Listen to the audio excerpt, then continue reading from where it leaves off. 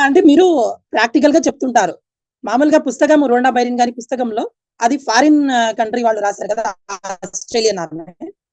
కొన్ని విషయాలు మనకు అంతగా అది డైజెస్ట్ కావడం లేదు సార్ నేను చూసాను. అంటే వాళ్ళ హేలి అని, జోవిటాల్ అని ఆ పదాలు, ఆ పేర్లు కూడా మనకి కనెక్ట్ కావు. ఇంకొకటి వాళ్ళ పరిస్థితులు వేరు, ఇక్కడ ఉండే పరిస్థితులు వేరు. సిట్యుయేషన్స్ కొన్ని సరిపోవచ్చు, కొన్ని సరితూగవు. అట్లా వాళ్ళు చెప్పే విషయం మంచిదే. కానీ అది అర్థం చేసుకోలేకపోయాను నేను ఆ పుస్తకం 'రోండా బైరిన్' గారి పుస్తకం పూర్తిగా.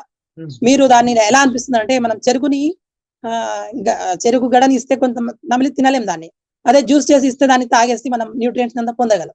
నాకు ఈ ఉదాహరణ చెప్పాలనిపిస్తుంది. మీ 10 డేస్ క్లాస్ గురించి. చెరుకు గడ కాకుండా చెరుకు రసం ఇచ్చినట్టుగా ఉంది ఈ 10 days class. Thank you much అండి. Thank you much. యాక్చువల్లీ ఏంటంటే వేద శాస్త్రాలు, బైబిల్, ఖురాన్ అనేది యూనివర్సల్. ప్రపంచంలో ఉన్న ప్రతి దేశంలో ఉన్న, ప్రతి ప్రాంతంలో ఉన్న, ప్రతి సంస్కృతిలో ఉన్న, ప్రతి వ్యక్తికి సంబంధించింది శాస్త్రాల్లో ఉంది.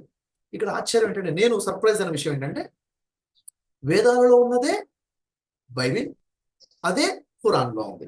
అంటే లా ఆఫ్ అట్రాక్షన్ సంబంధించి ఎక్కడ కూడా కాంట్రవర్సీ నాకు కనపడలేదు. సేమ్ కాన్సెప్ట్ అన్ని గ్రంథాల్లో ఉన్నాయి. నాకు చాలా సర్ప్రైజ్ అనిపించింది ఈ విషయంలో. థ్యాంక్ యూ మచ్ అండి.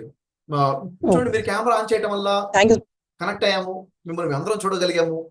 అవునా లేదా? అయితే మీరు చెప్పింది నేను ఒప్పుకుంటాను. వినటం వల్ల నేర్చుకుంటాము. ఎక్కువ వినటం వల్ల ఎక్కువ నేర్చుకుంటాము. దానికి నేను 100 మార్క్స్ ఇస్తాను. దానిపైన ఇంకొకటి ఉంది. చెప్పడం మొదలు పెడితే ఇంకా ఎక్కువ నేర్చుకుంటాం. టీచ్ చేయడం మొదలు పెడితే అందుకే ఫ్యామిలీకి టీచ్ చేయండి అన్నాను. ఎప్పుడైతే టీచ్ చేయడం మొదలు పెడతామో అప్పుడు మాస్టర్ అవుతాం ఆ సబ్జెక్ట్‌లో. So thank you much Firoz Basha గారు. చాలా చక్కగా మాట్లాడారు. God bless you. Thank you.